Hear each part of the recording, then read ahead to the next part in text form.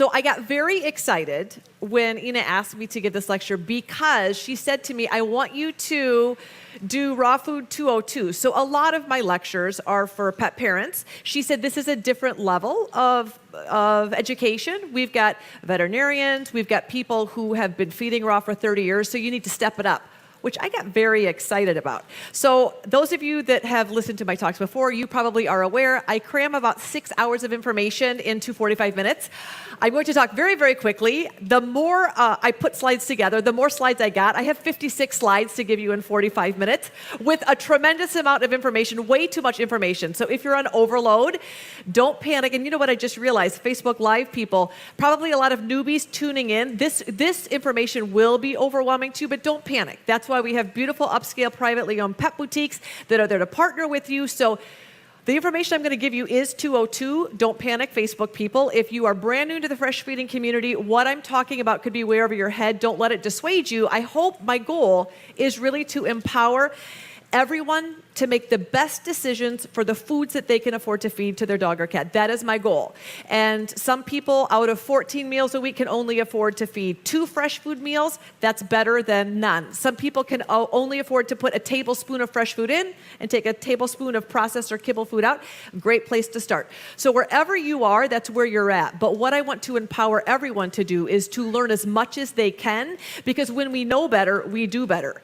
And that brings me to a little bit of history about raw food. Okay, IT, the pointer is not a going, but that's okay. I'm going to do it. You guys work on this, and I'm going to do it this way. You know what? Okay. Yeah, but still nothing. I'll just do it here.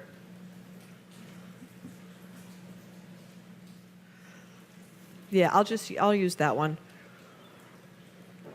20 years ago, this is Steve Brown, this bottom picture. 20 years ago, and some of you know my backstory, when I was going to vet school, I grew up in a super proactive home, so my parents are very, very healthy. My grandma was diagnosed with breast cancer and decided to fix herself. I grew up in just a home where food was medicine. My grandma Shaw taught me how to make wheatgrass when I was a little girl. She grew her own wheatgrass. She harvested her own food. She did everything she could to deal with her genetically predisposed disease and heal herself. So I was role modeled proactivity. I knew going to vet school that I would graduate and become a proactive veterinarian. So there's 2 ways to view medicine. Reactively, which is what we are taught in vet school. You wait till your patients get sick and then they bring them to you and then you work on treating their symptoms with drugs, but you don't actually address the root cause of disease. And that's just backwards to me. So I knew when I graduated I would be a proactive veterinarian. Still, and those of you that follow me or read my work, I talk a lot about my mistakes. And a lot of this presentation is going to be the evolution of raw food from where we've been, and we've made some mistakes. And as an industry, as a raw food industry, we had some bumps. And part of the discussion that I want to bring today is about the sooner we can recognize our bumps and the sooner we can recognize where the holes are. My goal as a professional is to bring the raw food industry into front and center mainstay. We know that food is medicine, and veterinarians are the only group of professionals that say fresh food could be dangerous. Your pediatrician says eat more real live whole foods. Your medical doctor, your internist, your nutritionist, everyone says as humans eat less processed food and eat more living whole real food. The only group of healthcare professionals on the planet that says raw food could be dangerous or we don't have the research or the science are veterinarians. So it is my mission to make fresh food so front and center that this conversation, we never have to have it again. And it's coming. And 20 years ago, I was a new grad. I knew that I was opening a proactive animal hospital. And I was already feeding fresh food. Those of you that know my backstory, I was feeding the free food you get from the vet school, and I damaged my dog. And so this is one point of the pet food industry, the kibble industry, I damaged my dog with ethoxyquin. And ethoxyquin is a very old antioxidant stabilizer that put my dog into liver failure. But what's cool is the pet food industry evolved out of that. You know, a lot of foods now are ethoxyquin free. In fact, you have to look really hard. The pet food industry is making little tiny steps recognizing, ooh, that was a bad idea. And it was a bad idea to put ethoxyquin in food. So there is some evolution. So I graduated knowing I would never recommend processed food unless my clients could only afford processed food. My goal was to be an entire fresh feeding veterinary hospital. Well, the cool thing about that is that Steve Brown, little did I know, is it coming? I don't have any points. So little did I know that in 1997, Steve Brown, I'll just let you work on that. You work on that, and okay, good, nice. Okay, nice. Steve Brown, who I didn't know who Steve Brown was formulating for the processed food industry, but he was also breeding dogs, and he found that his breeding rates were not good, and he didn't like how his animals were looking. So he himself, being a researcher and a scientist, started about 30 years ago collecting information about fresh food. He's a spreadsheet guy, and he worked for MIT for a very long time, doing a lot of spreadsheet and numbers and math. He loves math. So he put together some fresh foods just to see if by chance that could increase the litter size, the vitality. He wanted to see, Steve Brown's obsessed with creating a forever dog. Well, little did I know that he was formulating dry pet foods, and he decided to switch and start feeding Dr. Ian Billinghurst, Juliet DeBarsley-Levy. He started incorporating some old school raw foods, and he found that his dogs were doing better. So Steve Brown said, you know what, this is all great and wonderful, but making food at home stinks. I'm going to create the very first commercially available raw food diet. And so in 1997, Steve Brown released the very first commercially available raw food diet in North America, Steve's Real Food. Well, little did I know at that time, and this is actually Steve's slide, I love it, because he said he launched with 12 freezers nationwide, which I love, and 1 veterinarian. That was me. And I was so fired up to be the one veterinarian because I had just written my very first cookbook. It was an assemblance, and I look back on, oh my gosh, every now and then my clients will come in and be like, do you remember when you wrote this? And I'm like, oh my gosh. Because you take the knowledge you have, Ina said it perfectly, you take the knowledge you have, I look at my recipe from 20 years ago and I'm like, don't feed that. We know more now. But at the time, you did the best you could. But the number one complaint from my clients were too much work, not doing it. So when Steve Brown said, hey, I heard that you're a fresh feeding veterinarian. Are you interested in selling my food? I'm like, yes. So I put a freezer in my apothecary, in my lobby. And I loved it. But I will tell you, being a fresh feeding veterinarian 20 years ago, Ina's right. That's a rough go. It still can be incredibly difficult. And I would say that I still am absolutely not necessarily well respected or liked from my conventional peers because we didn't learn about fresh feeding in vet school whatsoever. There's absolutely nothing taught other than it could be dangerous and wrong, so don't do it. So in 20 years, think about how many freezers are nationwide, not only in Canada, but across all of North America. It's amazing. The evolution has been really profound. And we've done this with most of these fresh food companies for the last 20 years, putting their money into their products. They don't have crazy advertising budgets compared to Purina or Science Diet. You can do, but they're putting their resources back into their products. Raw foods are significantly more expensive than anything else out there. They're messier and harder to serve. Very few veterinarians, I think they say that less than 2% of veterinarians advocate fresh food. I think that I'm the one of those 2%. So all that to say, it's not well received yet with conventional veterinarians. And even with the establishment against us, and Rodney's going to touch on that in his talk, but in 2015, when we attended AFCO, the head of the FDA veterinary division openly looked at us and said, we are going to pursue raw food. Well, pursue, you can see. And the pet food industry has hired an amazing PR team that is doing how many of you have noticed that about every 10 days, there's some terrible scare going on about raw food. So they're doing a very good job of trying to scare us into not feeding living whole, fresh, unprocessed food. And yet, despite all of these obstacles, the fresh food segment of the pet food industry is the fastest growing segment, which warms my heart. So in the last 20 years, awesome. So we have done a fantastic job of moving things quickly because once you see the benefits, you don't ever go back. There are two types of basic nutrition that the pet food industry focuses on. Really, the basic is adult maintenance and growth. Most of the foods out there are what we call all life stages. That's about 98% of the market. Very few companies formulate a gestation lactation food. In fact, I can't think of one off the top of my head. And then, of course, there's a small segment of therapeutic diets or prescription diets that you have to buy from your veterinarian. But the vast majority of nutrition on the market today is basic nutrition, which we classify as either adult maintenance or all life stages, which is really growth, which means you can feed, if it's approved for a puppy, you can just keep feeding that throughout the animal's whole life. But what's interesting is that there's a lot of categories that the pet food industry has not yet addressed. So my passion is senior geriatrics because I know the power of food. And we know that if you are intentionally matching as a dog or cat's body is aging, and if we're matching the level of antioxidant load with the stress in the environment, we know that if we're caring for the joints, we know that if there's breed predispositions that we can support, that the likelihood of those bodies degenerating isn't there. So this proactive concept, when you explain proactive medicine to veterinarians, it's a foreign concept because we weren't taught this in vet school.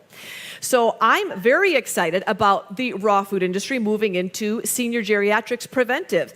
Steve Brown's passion is pre-gestational food. He knows that the food that you feed a male and a female dog before a pregnancy occurs dramatically affects the health of the litter. So epigenetically, Steve is very passionate. He calls it a Feed the Fetus program. He said, no one likes that name. I think that that's fantastic. But Steve Brown's obsessed with Feed the Fetus, both for human mamas, but also for dogs. And recovery and metabolic health are things that are totally untouched, but I believe in the next 20 years we will be moving towards identifying functional foods that specifically target these categories, which means we can provide better care of the animals that we're feeding. So exciting things coming forward. Today, I'm going to touch briefly about basic nutrition, which I really wish my pointer was working so I can come over there. I'm going to try it, which according to the NRC is meeting an animal's basic nutrient requirements to sustain life. That's the definition of what basic nutrition is. Now, anyone feeding fresh food knows that we believe an entirely different set of nutrient standards. We know that optimal levels of nutrition for our animals are not the same as basic bare minimum nutrient requirements. There's a huge difference between just getting by and nourishing a body for optimal levels of antioxidants, vitamins, minerals, whole foods, a totally different level. We know as raw food feeders that our goal is to, as closely as possible, mimic what those animals were designed to eat. That makes common sense to us. Our goal is to feed our animals everything that they need and nothing that they don't. We have all figured out that there are some inherent issues with this list of important things. It's hard to meet this list with an entirely processed, dead, inorganic diet. It makes it hard, and we have all come to that conclusion. We've also come to the conclusion that raw, unprocessed foods provide much of what we're looking for, and hence us deciding to feed our pets differently than probably what we were all taught when we had pets previously. However, out of this fastest growing segment of the pet food industry, what we are finding is this massive growth is bringing about all sorts of new companies that have beautiful intentions, but are going through what Ina talked about, 5 different facilities, an evolution of recipes. We've got some brand new companies that have recognized this is a very lucrative business. And because there's no amazing handbook you can follow to produce beautiful species-appropriate foods, they're winging it. And out of winging it comes some complications that we're going to go over. And one of the reasons I want to talk about potential complications is not to be a Debbie Downer, but because if we really are focusing on intentionally creating this industry to be a very normal, healthy, and respected aspect of how we should be nourishing our pets, we have to look at maybe what we're doing wrong in an attempt to avoid making those mistakes in the future, but above all, not harming dogs and cats. Very, very important. So we have to talk about why veterinarians really have problems with raw foods, and part of this can be a quality control issue, but really a big part of this is that oftentimes they are the people, they weren't taught about raw foods in vet school. It's all these clients coming in saying, I want to do this, and people are doing it wrong. And doing it wrong is okay if it doesn't result in major metabolic dysfunction, but some people are doing it so wrong that they're harming their dogs and cats. So in an attempt to make good decisions, they end up inadvertently harming animals. Well, veterinarians get really angry about that. And then your vet says things like, I told you so, or why did you do this?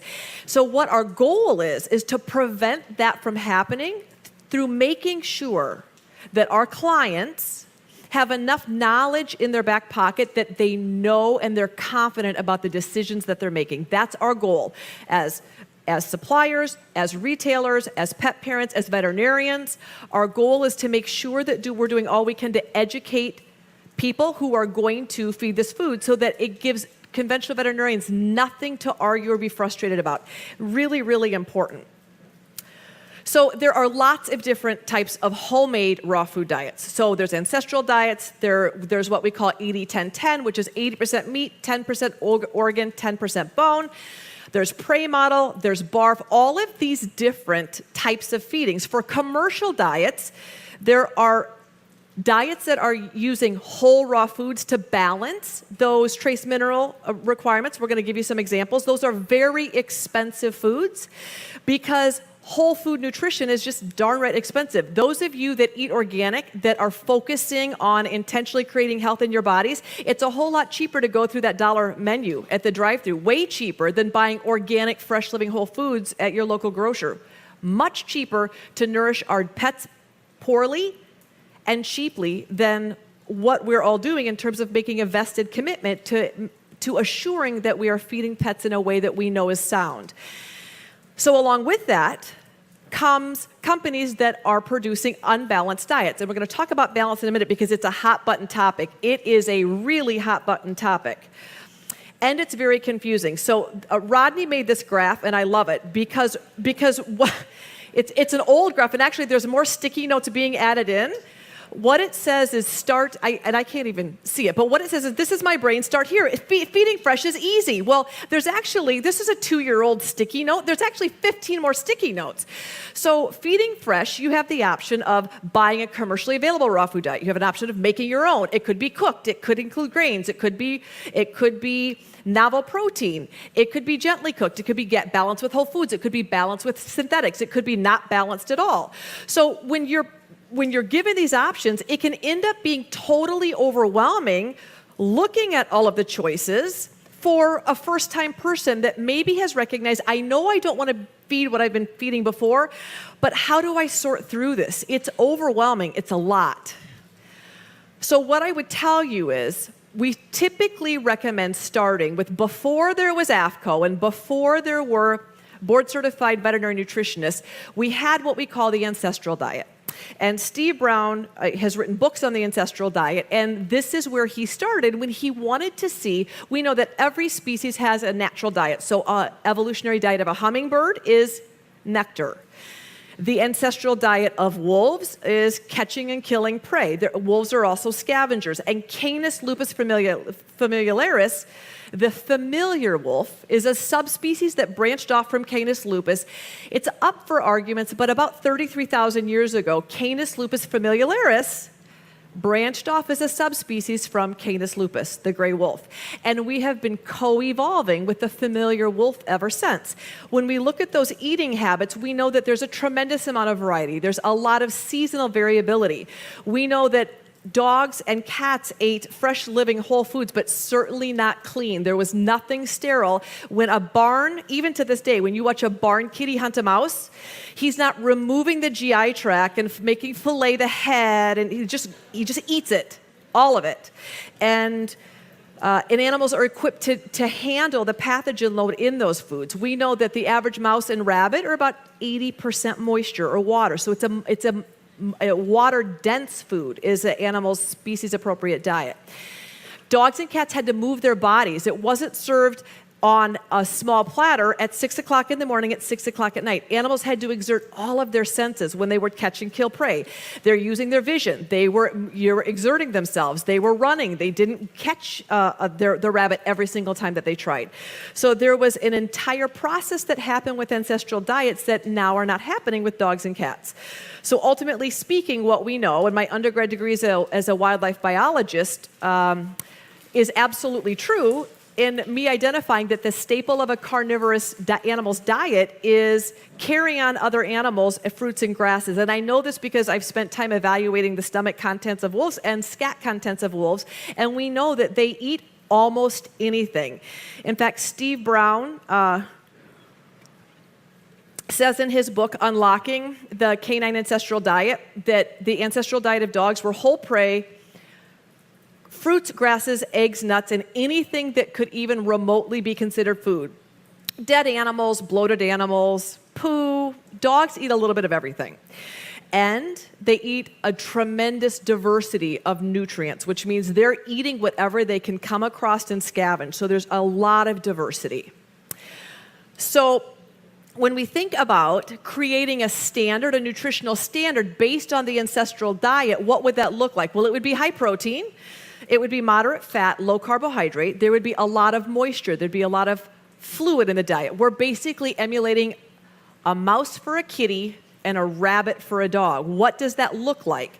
Well, here's what's cool. We know that ground up rabbits have a high mineral content, a ton of naturally occurring vitamins and antioxidants. And we know this because PhD Dr. Ellen Dierenfeld did this study on zoo animals when we realized in the 60s and 70s that zoo animals were dying of malnutrition.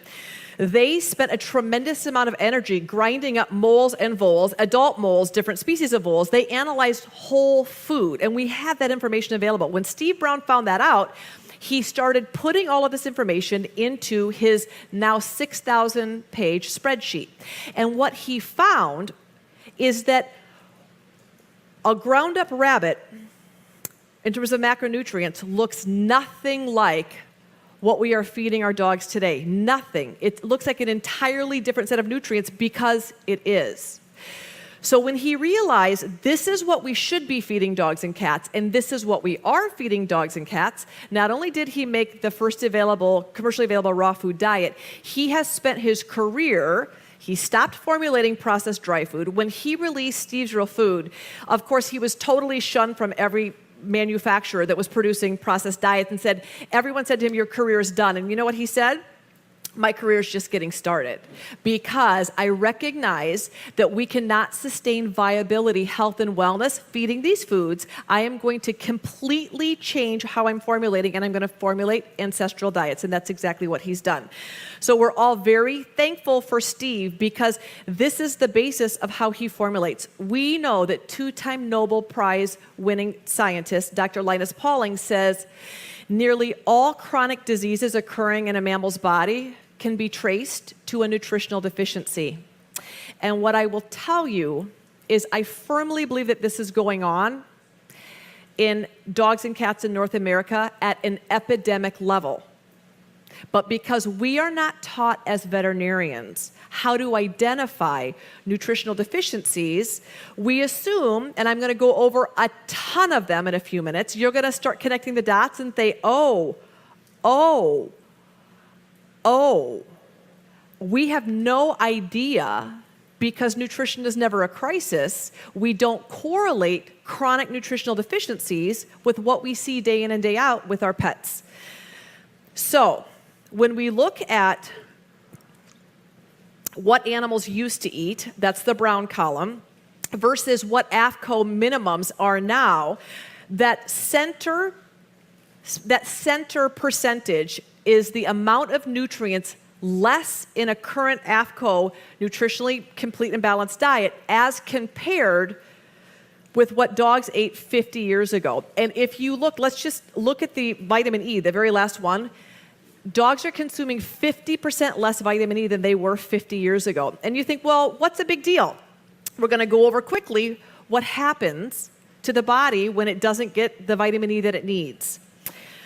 So We do have some nutritional standards. Now, some people, it's interesting. When I very first graduated from vet school, I was so angry at AFCO. I was so angry. I said, I don't care. I don't care that there's any kind of standards. I don't care. And what Steve Brown said to me when I met him was, Karen, in Bangladesh, there are no nutrient standards. You could produce a diet of rice and a vegetable, market it as dog food, and there's no nutritional adequacy, there's no testing. You can call it a complete and balanced diet, and there's no barometer. So he said, as much as you are totally opposed to AFCO, you can hate AFCO because of their political affiliation, but thank God we live in a country in North America that we've established some basic nutrient requirements that we know at least are necessary to keep dogs and cats alive. And he is correct. What do I mean by that? The NRC did a lot of amazing research that we should never, ever, ever repeat through the 30s, 40s, and 50s. The National Research Council did tests that we never want to repeat because they are heinous. So we took whole litters of research animals, beagles and kittens, and we denied them one nutrient at a time. What happens when you deny growing puppies calcium? Nothing good, but we documented it. What happens when you deny growing puppies vitamin D? Nothing good, but we documented it. We did testing on animals that I believe should never be repeated, but what we learned is very clear. When people say there's no, standards don't matter, we know scientifically exactly how much nutrients dogs and cats need to sustain life. And if they don't get them, by default, they will become nutritionally deficient. We know that. So that's one of the things that I sometimes hear newbies say is, I don't care about standards. And to be honest, I get it. I have a problem with AFCO in terms of their political affiliation. But what we do know is that as veterinarians, none of us want any of you replaying those nutritional deficiencies in your kitchen by guessing at knowing whether your food has those minerals in it or not. So what I'm going to do is I'm going to go through how you can eyeball and check if the foods that you're feeding have some semblance of basic nutrient requirements. And I think that that's one of the number one questions I get as a fresh feeding veterinarian is, how do you know if the foods you're feeding are covering your bases? So I'm going to give you a bunch of tidbits. So NRC did the experiments that AFCO bases their minimum nutrient requirement suggestions on. And FEDIAF, which is the European version of AFCO, has done, in my opinion, better research. I'm going to cover why I like European standards a little bit better than AFCO. But out of this has come Steve Brown's desire to not just meet bare minimum nutrient requirements, but actually provide to, we're starting with dogs' bodies, and eventually kitties, what they would be getting in the wild in an ancestral diet. And knowing that it would be nearly impossible, for reasons which I'll tell you in 1 minute, why it's hard to meet ancestral diet, he has come up with what he calls optimal nutrient recommendations, which is far, far, far superior to basic AFCO requirements. So, optimal nutrient recommendations for dogs are much higher.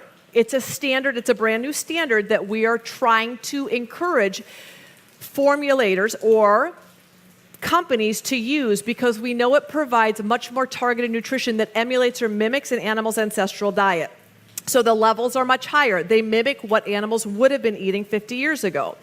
So your question should be, well, don't all raw foods kind of mimic what animals would be eating 50 years ago? I am here to say that sadly, no. And there's a bunch of reasons why what we feed dogs today, even if you're feeding all organic free range, there's some reasons today. We live in a toxic world. We have polluted our soil. And because of that, the nutrients in the soil are not there for the body to absorb and the body to utilize. So our plants are deficient, our animals are deficient, and by default, the prey that we feed our animals are profoundly deficient. So what does an old I'm sorry, not old. What does a wild duck look like compared to a domestic duck? They look nothing similar on paper. And why does this matter? Because domesticated ducks are eating duck chow in essence, and that duck chow then depends on the nutrient analysis of what that duck is going to look like. So wild ducks, if you look down the middle, wild ducks, I don't know if you can see that. Can you guys see it? Okay, I'm going to go over it for you. Wild ducks have about twice the minerals of domesticated ducks. And you say, well, who cares? Well, what that means is if you're feeding a domesticated duck versus if you are hunting or your dog has access to wild game, he's getting 50 to 75% less vitamins and minerals coming into that food over a lifetime, which is substantial. Not to mention, a domesticated duck is about twice as fat in terms of fat content as a wild duck. So it's more fat, less nutrition. So there's a series of other reasons why we see nutritional deficiencies when you're feeding fantastic food. The soil is deficient, and because of that, the plants are deficient and the crops, as I mentioned. Factory farmed animals, animals that have to grow up and live their whole lives inside with no light, those animals are actually nutrient deficient, which I'll show you in a minute on paper. Animals that have a chance to move their bodies and graze outside and eat grass and be in sunshine, those prey species are healthier meats. They're healthier in terms of nutrients being passed up the food chain. I'll show you that in a minute as well. Most of us feeding raw foods, we don't feed whole prey. How many people here feed feed teeth, eyeballs, hair? Okay, that's good. So we've got some hardcore. You will be fine. If you are feeding all the pieces and parts, you're going to be fine. If you're not, then you either have to go without those nutrients, not what I'm recommending, or punt, meaning find something else that has those nutrients in it and feed it instead. We also don't typically provide to our dogs what Mother Nature would intend in terms of 38 different foods being in their stomach contents at one time. We know that that's about, we're doing a water dump. Is Rodney walking by?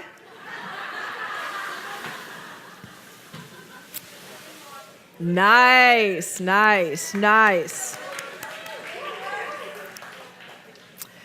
And we also don't find out, typically, how deficient the diets are. Now, this is a big issue with some of these brand new raw food companies coming out. I will tell you that I learned this the hard way. I do a ton of phone consults with people from around the world, but specifically Canada and America, where they don't have access to an integrative, proactive veterinarian. And I don't automatically submit raw foods, but when I have clients say, my animals are not doing well, and I say, what are you feeding? And they say, oh, this little mom and pop place is making this beautiful food. I ended up testing foods by default because I had sick animals. And I'm going to show you some analysis. What ends up happening is that beautiful companies make foods that are nutritionally unbalanced, and we're relying on those companies for nutritional adequacy, but many, many companies don't test. So how do you know if your food is deficient if you're not checking? That's one of the most important things we can do to assure ourselves that what we're doing is correct and not have our conventional veterinarians be wildly angry that we are unknowingly creating nutritional disease by guessing at what we're feeding. We also tend to not link these pesky physical symptoms with nutritional issues, and because rarely, if ever, is nutrition a crisis, we don't know about it until things break, and we're going to cover how things break.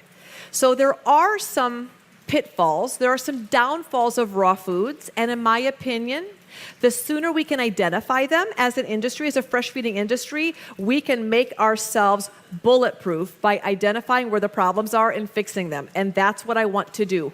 I'm so committed to this fresh food industry, I will do everything in my power to help every company, every individual, every organization do everything they can to make sure that they're producing the healthiest, most nutritious foods that they possibly can. So why do most veterinarians hate raw foods? There could be safety issues, but I'll be honest, the safety issue, every veterinarian knows that dogs lick their butts. That is no joke to any veterinarian. Dogs will intentionally seek out poo and eat poo to build microbiome. We all know that dogs do things that would kill us if we behave that way. So we're not telling anything new to veterinarians. They get the bacteria issue. Veterinarians have a big issue with raw foods because so many of them are poorly formulated or not formulated at all. Companies are guessing. So this chart is a painful chart to look at.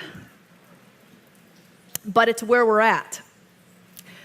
Ancestral diets are at the top. That's what we're striving for. It's nearly impossible. Optimal nutrient recommendations is what Steve and a lot of fresh food formulators are striving for. AFCO provides just enough synthetic nutrients to meet minimum nutrient requirements, but does not a whole lot at preventing degeneration from occurring. And we have a number of commercially available raw food diets that fall far, far, far, far, far below those basic minimum nutrient requirements to be healthy. And this is why veterinarians have big issues with raw foods. Because as pet parents, we think we're doing well. We nutritionally accidentally damage our animals, and then we go to the vet and say, fix it. And what do they say? Go back on dry food, right? And that's not what we want to do. What we want to do is make great choices for the foods that we're feeding. And that comes about through knowledge. So I'm going to give you a bunch of cheat sheets and tips on how to make sure that what you're feeding is nutritionally balanced. This is what the macronutrient content looks like of the ancestral diet. So all the way over on your left is calories in the ancestral diet. 50% of calories come from fat and 50% come from protein. That's a very natural, normal percentage. Dry food, the bulk of the calories come from carbohydrates. And a lot of raw foods have a foundation of what we call carcass feeding. So what I have seen, especially in Nova Scotia, the top raw foods in Nova Scotia are incredibly cheaply made raw foods that use chicken carcasses or chicken frames, chicken backs. And these chicken backs are about 78% bone and fat, which is a tremendous amount of fat. So what happens when you feed dogs a 75% fat-based diet with an incredibly high amount of calcium? Bad things happen. So, yes, sometimes people cook these foods and pancreatitis is the end result. Yes, chicken contain a very high amount of omega-6 fatty acids. This is 202, so I'm going to assume everyone in the room knows that omega-3 fatty acids are anti-inflammatory. Omega-6 fatty acids are pro-inflammatory. And chicken back-based food has an omega-6 to 3 fatty acid ratio of 20 to 1. 20 to 1. And we know healthy, our bodies, we try and do 3 to 1. Ancestral diet is 2 to 1. Feeding ground up chicken carcasses, you're creating a massive amount of inflammation. How many of you have heard that theory out there that raw foods can make dogs aggressive, right? Have you heard that? So there's 3 studies, but let me tell you where the validity is in this. We have beautiful pet parents that when they see ground meat, 60-40 ground beef, in their brain, they don't realize that 60-40 ground beef is 40% fat. If you feed a growing puppy cheap ground beef, there's not enough tryptophan in that ground beef to sustain a puppy's cognitive health. And it's not fluke or happenstance. If you are feeding a very high-fat diet to a growing dog, they actually, even though they're eating raw meat, they can be amino acid deprived eating an all-meat diet because they're poorly formulated. So those 3 research studies said, don't ever feed raw food. No, I would clarify, do not feed poorly formulated raw food diets because you can have significant behavior problems. The research is there when it comes to humans, and the research is there clear when you are feeding a high-fat, believe it or not, lower protein diet. There is not only changes in brain chemistry, but also the ability for dogs to want to work because of tryptophan deficiency. So those studies are valid in that the food was amino acid deficient. So this is one of the top selling raw foods in Canada, not Ina's food. Yeah, and I put this in my spreadsheet. This is about 10% chicken wings, about 4% beef liver, 75% 80-20 ground beef, 2% beef tripe, 5% beef heart, about 4% kidney. Looks pretty good on paper. When you analyze this in terms of up against a dog's basic requirements, everything in red is deficient. So we're deficient in calcium, we're deficient in potassium, we're deficient in magnesium, iron, manganese, zinc, iodine. We're deficient in vitamin D, vitamin E, and thiamine. Now that looked like a great diet. That's one of Canada's top selling diets. And what does it say on the label? Nutritionally complete and balanced for all life stages. Well, here's my concern. If you have an adult animal, they can weather the storm a whole lot better. And then the fat. This is a beef-based diet, and the omega-3 to 6 fatty acid ratio is 12-1, so a pro-inflammatory diet. If you're feeding a puppy, where's Kurt and Rush? You guys asked me to put this slide in. Okay, that's right. We were at Global. These guys caught me at Global, and they're like, you have to talk about large breed puppies, you have to. Here is my concern about feeding that diet that's labeled as nutritionally complete and balanced for all life stages. We know that FEDIAF, the European standard for nutrition, they've done the research to show that a giant breed dog, but dogs that are going to be over 60 pounds, so let's just say a Great Dane, we want to grow those dogs slowly and consistently. We know that too much calcium will induce a whole host of musculoskeletal issues, and too little calcium will induce a whole host of musculoskeletal issues. So there again, we've got this baseline. They've done those terrible experiments. We know if you go below 2 or above 6, you're going to have problems. So this diet is at 0.6, right? This is a totally deficient diet for growing I would say anything that you want to create health, but for creating a giant breed dog, you can induce joint issues pretty quickly, despite the fact that it says labeled for all life stages. So, even more confusing is if you're doing home prepared diets.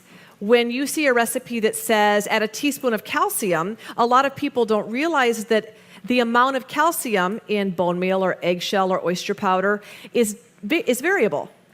So, step number 1, if you are feeding a homemade diet and the recipe says add X amount of any type of calcium, you know that that recipe has not been evaluated for basic nutritional adequacy.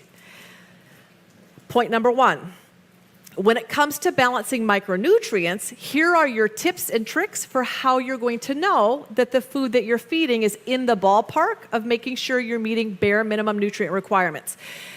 So there are some people, Kathleen, we love you. Kathleen feeds all of these things, brain, eyes, ovaries, hair, wool, feathers. Those animals are going to be just fine. You will be just fine if you feed these pieces and parts. But where do you even go to get them? That's not legal unless you are growing and harvesting them yourself, which she is doing. It's hard to get these pieces and parts, but this is where so many of the micronutrients are. So, the average raw food diet, everyone take a picture of this because there's going to be a quiz at the end. The average raw food diet, even if it's beautifully prepared, even if it's organic, tends to be deficient in manganese, iodine, copper, zinc, vitamin D, E, and if you're growing, if it's a growth formula, sodium chloride and iron. So, when we're just going to zip through these, manganese is found in the body, in bone, liver, testes, and pancreas, but it's in insufficient quantities, which means there's not enough to meet a bare bones minimum nutrient requirement. There is adequate amount of manganese in hair. How many of you want to feed lamb's wool or feathers or hair? Now, Kathleen does. And I will tell you, I have hardcore clients that will. You can totally meet your dog's manganese requirement if you want to feed hair. People say, well, how'd they get it in the wild? They ate hair. They eat all of those things. Goat hair, feathers, lamb's wool is the highest concentration of manganese, but they also eat the stomach contents. Like, it comes along with it, and there's a tremendous amount of manganese in the stomach contents of prey. Real world options, we know the highest manganese is found in cloves, ginger, cinnamon, wheat germ, and seeds, as well as mussels. So my suggestion would be feed those other foods. Oh, this is Roscoe. This is he was 18 when I took this picture. He came up to the house. We are on 40 acres in Chicago. He had found a little prize in the woods. I'm quite sure it's a half decomposed dead bunny leg. He came up to the house and we had he opened the door and he was whining and he was so proud of what he found and he's like, I want to come in the house. And I'm like, you got to eat that outside, buddy. And he was like, oh. I want to bring it in the house. And I said, we had a 20-minute conversation. So you can see the doors open. He's like, come on, Mom. I'm like, and there's a dog bed right behind him. I said, it had maggots on it. I'm like, you're so not bringing that in. So he was so torn. He didn't want to drop it because then the other dogs would get it. But he didn't want to be outside. He wanted to eat it inside. So he did finally lay down in the dog bed and he ate that. And he was fine, of course. He probably got some manganese by doing that, but most of us don't encourage that behavior, and so you end up having to punt. So if you see in your food or recipe that you've got some of these ingredients going in, you're probably fine with manganese. If you don't see wheat germ or seeds or mussels in your recipe, your diet's probably manganese deficient. Or a supplement. You can see a manganese supplement in there.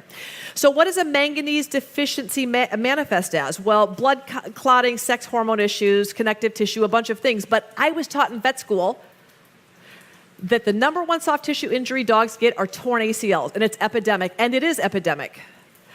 Both of my Rotties blew both of their knees. 2 of my pit bulls blew 2 of their knees. We were just told that this is just what happens. Animals blow their ACLs. Dogs' bodies are meant to be resilient and strong, and they should not tear their ACL jumping up on the couch or slipping in the backyard, but that's how dogs tear the ACLs because the number one nutrient required for tendon ligament support is manganese, and the majority of diets are deficient. You saw the AFCO slide, far lower than what dogs need, and a lot of homemade diets or commercially raw diets don't have enough in it. So the great way to avoid ACL damage, strain, or rupture is to make sure that you're picking off that list of supplemented foods to make sure that you're meeting bare minimum manganese requirements. Iodine is found in trace amounts in some organs, ovaries, pituitary, salivary gland, but it's found in abundance in the thyroid. So those of you that are feeding whole prey that includes thyroid, you've got nothing to worry about when it comes to iodine.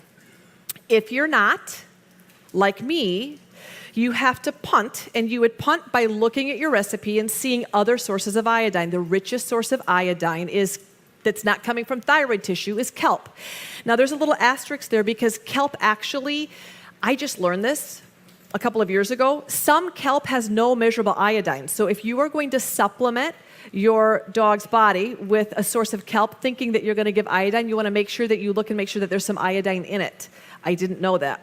So iodine deficiency is incredibly common with raw food diets. What does it manifest as? Well, iodine is one of those critical components for adequate thyroid manufacturing. So iodine deficient diets, oftentimes you end up with secondary hypothyroidism or low thyroid. That can manifest as, of course, a sluggish metabolism, weight gain, aggression, but chronic immune system issues. So there again, veterinarians say, oh, your dog's hypothyroid. Oh my gosh, my time is up. This is terrible. Okay, zinc. Thank you, Rodney. Thank you, Rodney. We're almost done. It says, are you sure? Because this is what mine says. Is this wrong? This is terrible. Okay, so let me zip through this. Zinc, if you are feeding teeth, Kathleen will sell you teeth and you guys will meet minimum zinc requirements.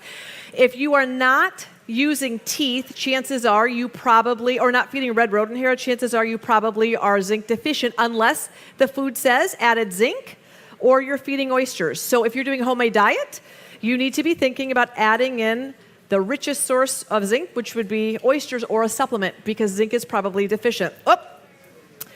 Zinc deficiency really manifests as a dog that looks like hypothyroid, but they aren't. So you check the thyroid, thin hair coat, oftentimes zinc deficiency. Copper, I'm going over by 3 minutes. Copper's interesting, guys, because copper is insufficient in a lot of organs, but you can absolutely get enough copper if you're feeding beef liver, but not poultry liver. So if your recipe says including beef liver, you're probably golden when it comes to copper. The downside is this. Poultry-based foods tend to be copper deficient. Beef-based food, so what my red point is down there is that if you are feeding poultry and it doesn't have beef liver in it, there's a very good chance that the recipe is copper deficient unless it says added copper. But if you are feeding beef with beef liver and you see a copper supplement, I want you to make an asterisk that you're probably toxic with copper, and we see that a lot. Sometimes Bedlington Terriers and certain breeds are known to have too much copper, and this becomes a major problem, which means ultimately you're overfeeding copper. So poultry diets are deficient. Red meat diets tend to be in excess. Okay, vitamin D. Vitamin D is hard to find unless you're feeding free-range animals. Vitamin D needs to be in animals that are grass-fed and get to go outside. If you are feeding factory-farmed animals, tends to be vitamin D deficient. So where would you go to get vitamin D? Cod liver oil is a beautiful source. Fish and grass-fed beef liver or vitamin D supplement. But be looking in your recipe for a source of vitamin D. Vitamin D deficiency ultimately is immunocompromised animals. In fact, high cancer rates oftentimes correlated with vitamin D deficiency. Vitamin E, Rodney's going to tell you about vitamin E. Rodney had a question. He posted on his Facebook page, where does your vitamin E come from in your raw food diets? And he was unfriended by 200 people. Vitamin E this is a very touchy subject. Vitamin E is basically coming from the guts of animals. And so if you're not feeding guts or seeds, chances are raw food diets are vitamin E deficient. So you can feed seeds and nuts, you can give wheat germ oil or a supplement, but you've got to get it from somewhere, so you're going to find some of those extras in the diet. Vitamin E deficiency ultimately is a lot of neurologic side effects. Iron deficiency, not a problem unless you have a growing puppy. And so iron is beautifully found in free-range grass-fed ruminant livers. Going to be a problem with poultry diet. So if you're feeding chicken, iron deficiency can become a problem if you're growing a puppy on a chicken-based diet.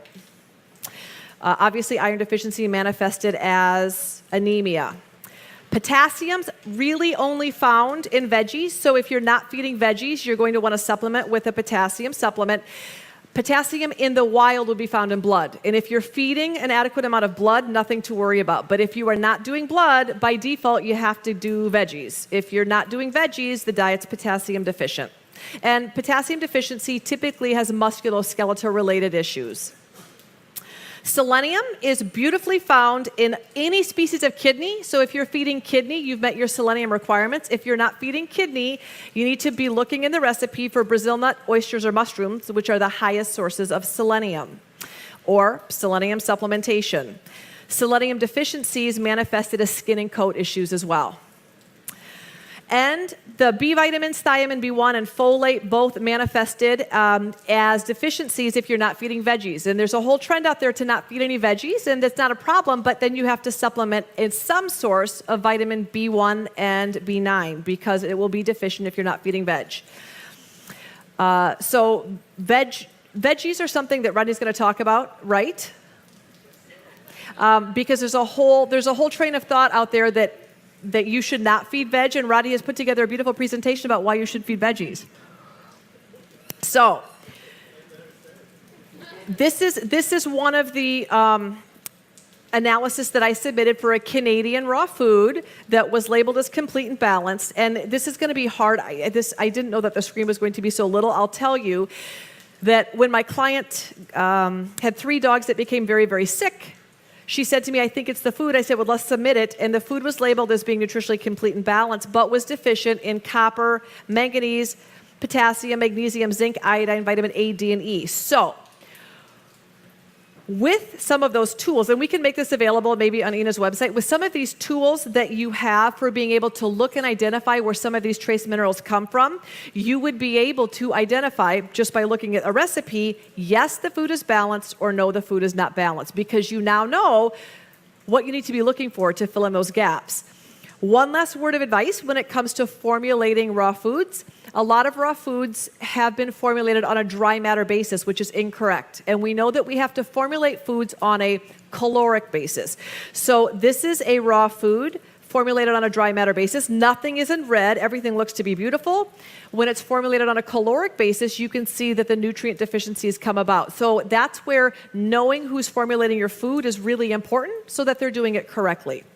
So what are our conclusions about balance? If you're rotating between a lot of different species and a lot of different body parts, you are probably fine. And what do I mean by a lot of them? I have a 5 and 5 rule. If you are rotating between 5 different animals, like goat, rabbit, ostrich, and llama or elk, and 5 different organs within those animals, like spleen, pancreas, heart, kidney, liver, you're golden. You just keep rotating. You are most likely catching all of your bases. The problem is, most people don't do that. So, what do?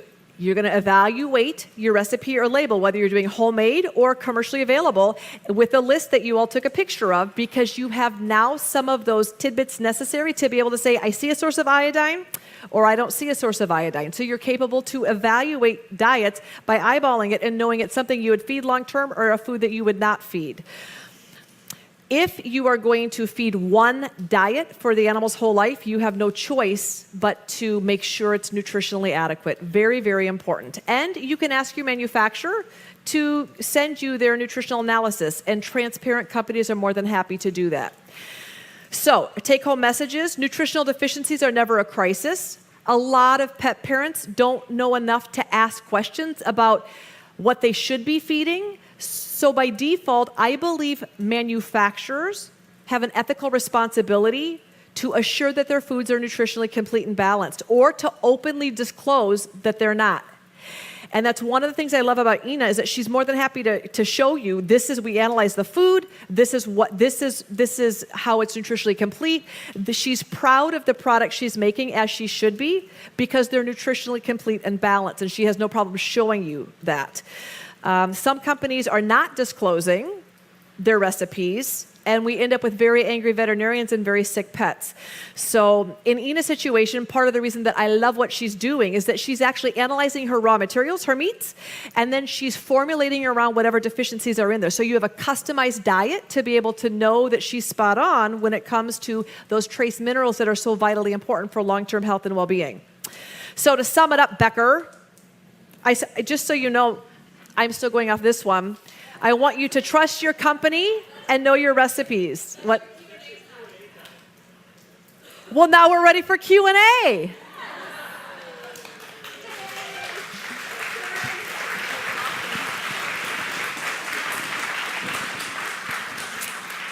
So let me just tell you quickly, if there are companies or people that are looking for raw food balanced recipes, Tammy is an attorney by trade that is doing a fantastic job of battling AFCO, God bless her, but she's also an amazing formulator. So if you're looking for whole food recipes for your pets, Tammy can formulate. If you're looking for customized recipes for commercial use, she's Steve's protege and a fantastic formulator.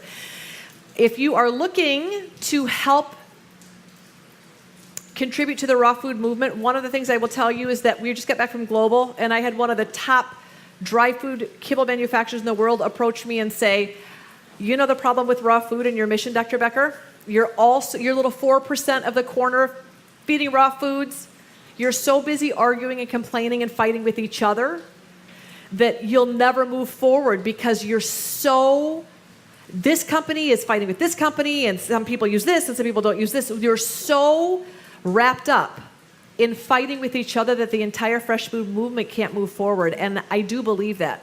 So one of the things that I would encourage you to do is, regardless of what you're feeding or where you're at, be kind to those around you and recognize that there's a place not only for different manufacturers, different proteins, different types of feeding, but the sooner we can all have patience and tolerance, the sooner that the evolution of the raw food industry will come about in a fashion that allows us all to be stronger and better because we're getting along. Yay. Thank you, Karen. So, we have 2 microphones on the side, one on each side, and we have a very, very short time for a very couple of lucky people who get to ask Karen a direct question or 2. Just go to the microphone, first come, first serve, and there will be just a couple of minutes for this. Hi, Karen. Thank you so much for coming today. I just have a question for you, because I find that a lot of veterinarians these days are stating that a lot of dogs have sensitivities to different proteins and things like that. So I find that a lot of them are recommending very bland, one protein diets to kind of get rid of anything that's supposedly causing allergies. Yeah. Now, obviously variety is best, but you get a lot of these vets saying that they should keep them on the same food. Yep. What would you recommend for that? So her question is, as much as we preach rotate, what do you do when you have an animal that's sensitive to everything? So first of all, let's start by recognizing that part of the reason animals become super sensitive to everything is that dogs and kids both were meant to eat a whole variety of different proteins all the time. They were meant to eat literally endless rotations. So vaccines absolutely contribute to an immune system overreaction, but it's leaky gut, guys. So leaky gut / dysbiosis means that the GI tract is the dogs and cats' most important defense against keeping out foreign invaders but allowing in nutrients. And if animals have a leaky gut, ultimately what happens is they lose their ability to discern what to allow in and what to keep out. And if you are rotating through 16 different proteins, I learned this the hard way about 4 years in, that I was telling everyone, rotate, and they were, but I wasn't focused on healing gut issues. So those dogs became sensitive to every single protein I was feeding. And I would do Dr. Dodd's saliva test to determine, what proteins we might want to stay away from. I had 2 clients importing wombat meat at $29 a pound from Australia because they had sensitized their dogs to every possible protein in North America. So, to answer your question, if you have a healthy gutted dog, and Julie's entire lecture is going to be, you like how I'm volunteering everyone's topic, Julie's going to lecture about how to intentionally create strong, resilient GI health, because that's the foundation of health across the board. If you have an animal with leaky gut, if you rotate through 16 proteins, they will develop 16 protein allergic reaction. So what veterinarians will say is, let's find one protein that they can tolerate. And functional medicine, proactive vets will say, now let's heal the gut. So what we don't recommend is, if we know that we've got a leaky gutted dog, what we don't do is rotate through a bunch of proteins they haven't seen before fixing the gut, because we are creating food hypersensitivities and allergies as we go. Step 1, work on healing the gut, and then once the gut is selectively defensive and recognizes what it should be absorbing, what it should be keeping out, then you can begin a natural rotation schedule or cycle. But the focus is healing the gut. Thank you, Karen. We also have a question from Facebook, and I'm going to do 2 quick ones because I think your first one you can answer pretty quickly. From Lori Siraki, hopefully I got your name right. When will your new cookbook be available? Okay, so that was so cute. You said I wrote a brand new cookbook. The cookbook is actually really, really old. But let me tell you, so the cookbook that I wrote with Beth Taylor, I think we first released it in 1999, but every single time AFCO updates their minimum nutrient requirements, we change to make sure that we're evolving our recipes in terms of what we should be aiming for. As you know, we're aiming for optimal nutrient requirements, but every time that AFCO redoes their cookbook, we rewrite the recipe. So we sold out of Real Food for Healthy Pets probably 9 months ago. It is available via digital download. We didn't rewrite it because Rodney's going to write the next book. Okay, there's your answer. So, and honestly, we're working on a cookbook together. We're working on a cookbook together in our spare time. Rodney's going to talk about that in his lecture as well. And when will it be available-ish? I believe Rodney will wrap up completion of that book in 8 months. Right, Rodney? Okay, there's your answer for that, folks. And Therese Ramey says, do cats eating raw with bone meal or crushed bones need to also chew on recreational bones to keep their teeth strong? Okay, so her question, I think, is about dental health. Her question is, do kitties need to chew on bones? I would advocate all predators use the shearing action of chewing bone to help remove plaque and tartar. But the problem is, it's a great idea, but some cats just won't. If you can get a kitty to shear bone to help remove plaque and tartar, nature's toothbrush, do it. The problem is, oftentimes kitties won't. So if you can get a chicken wing into kitties, do it. Or a chicken neck, absolutely. It provides calcium, of course, but also it does help remove plaque and tartar from the teeth. A lot of kitties won't do that. Okay. So what you would not do is use a ton of bone meal in a recipe and then also give a ton of extra bone, because there, again, you're really maxing out your calcium levels. But okay, if your kitties will chew bone, do it. Great. And question from over this side. One of the most common questions or arguments I get from a customer in regards to switching to a raw diet is, my dog or cat is so and so years old. I don't want to switch them from what they've been eating their entire life. Yeah, so that's a great question. Her statement was, is in her store, people say, oh, my dog's too old to be switched. I believe it's never too late to intentionally put animals on a species-appropriate diet because I've converted 16-year-old dogs. The pace at which we do it, I've converted ancient kitties too. The pace, how quickly, and what we need to do to wean those animals are all dependent on the animal. So if you have a raging IBD patient, you're not going to switch them overnight. You're going to, I have taken as much as 3 months to wean animals onto a biologically appropriate food based on how sensitive that animal is. But I believe it's never too late to intentionally introduce some living whole fresh foods, but we customize how and when we do that around our patient. Thank you. I'm just wondering if there's an ingredient that you see more commonly in commercially available raw diets that you don't like for everyday feeding. Such a great question. That's awesome. So her question is there an ingredient that you can see in a ton of raw diets that I don't like? Kelp. After I just said, look for kelp.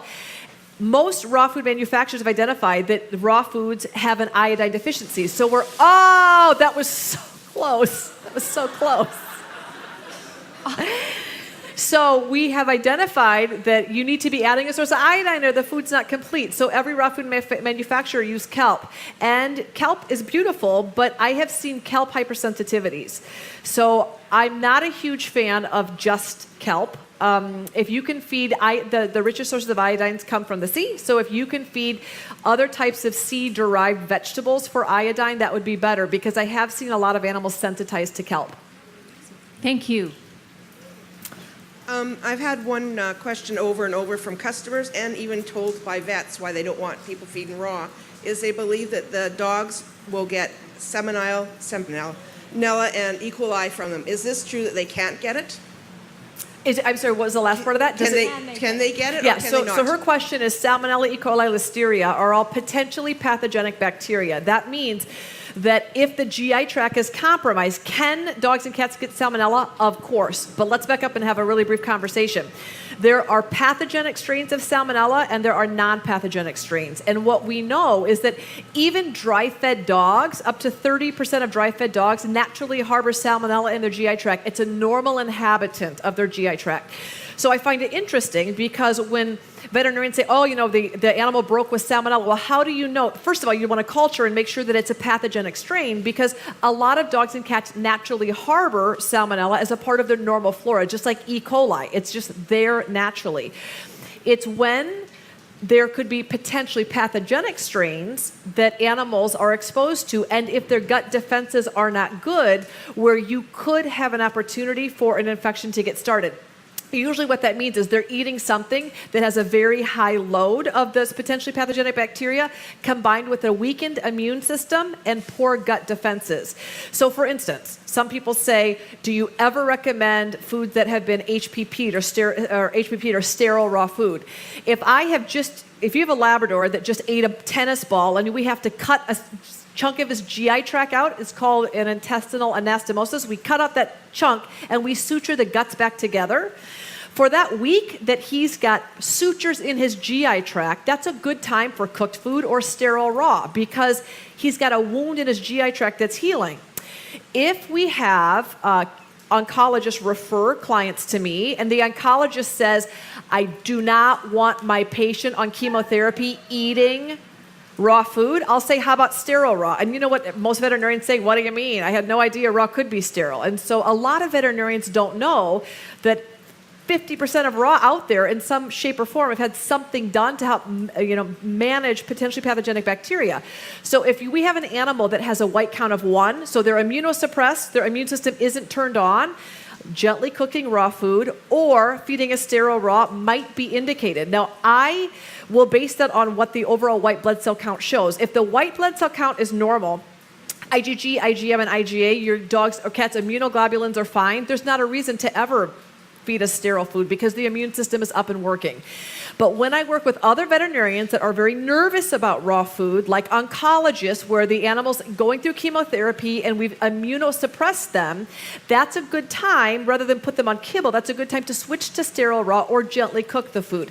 Healthy animals, vibrant animals, there's no reason we would ever feed sterile anything because we're building the microbiome by intentionally allowing them to eat foods that have a diverse microbial spectrum. Julie's going to talk about that later. Yay. Thank you very much, Okay. Karen. Appreciate Thank that. you.